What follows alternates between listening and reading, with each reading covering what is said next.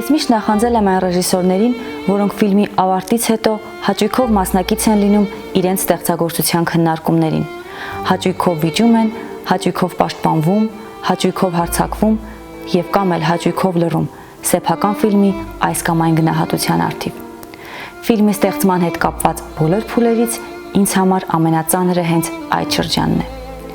Յուրաքանչյուր ազգի հոգևոր մշակույթի մեջ կան երևույթներ, որոնց մասին անհնար է լռել։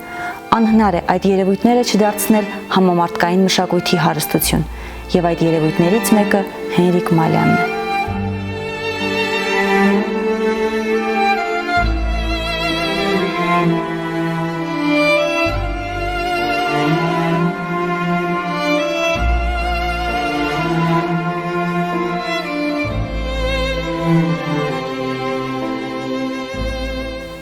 Սեպտեմբերի 30-ը մեծանուն ռեժիսոր Հենրիկ Մալյանի ծննդյան 100-ամյակն է։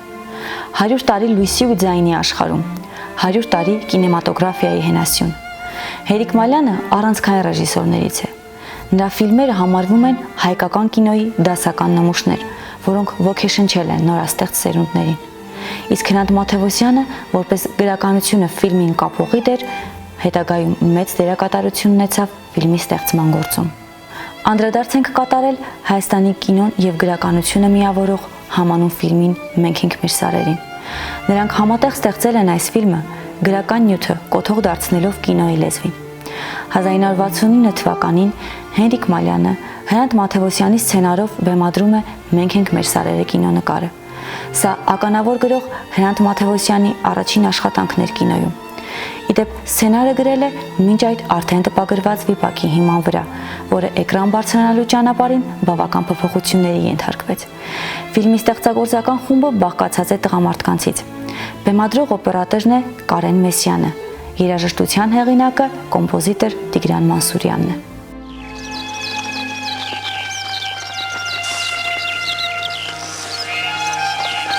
Մեղքս մեզ է գալիս, մեկ էլ Ամերիկայի։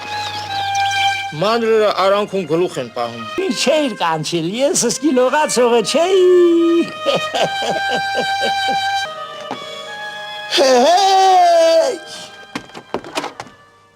Գլխավոր դերերում նույնպես տղամարդիկ են, եւ պատումն ինքնին տղամարդկային է։ Հնձվորների եւ խաշնարածների կյանքը սարերում, նրանց աշխատանքային առօրյան, բախումները եւ գայթակղությունները հստակորեն ուրվագծում են հայ տղամարդու ինչպիսին լինելը, ստվերում թողնելով եւ միևնույն ժամանակ բացահայտելով հայ կնոջը։ Ֆիլմը ներկայացնում է գյուղական կյանքը, մարդկային հարաբերությունները, բնությունը որպես ինքնության պահպանում։ Իսկ սարերը հաճախ խորհրդանշում են համայնքի պատմությունը, ավանդույթները եւ արմատները։ Միևնույն ժամանակ բոլորովին այլ տեսակ խաղարկային կինոյին պատկանող «Մենք ենք մեր սարերը» ֆիլմի ռեժիսոր Հենրիկ Մալյանը սկզբունքորեն շեշտը դրել է մաթևոսյանական հերոսների կերպարների վրա, ոչ թե բնապատկերի։ Հերոսներն այստեղ միաձույլ են իրենց սարերի հետ, սակայն բնապատկերը ֆոն է, միջավայր, ուր տեղի է ունենում գործողությունը։ Ստացվեց ֆիլմ, որտեղ մի փոքր միջադեպից ստացվում է մեծ թեմա՝ արդարության չափերը համայնքում եւ պետությունում։ Այսպես ասած, «Մենք ենք մեր սարերը» ֆիլմը այն մասին է,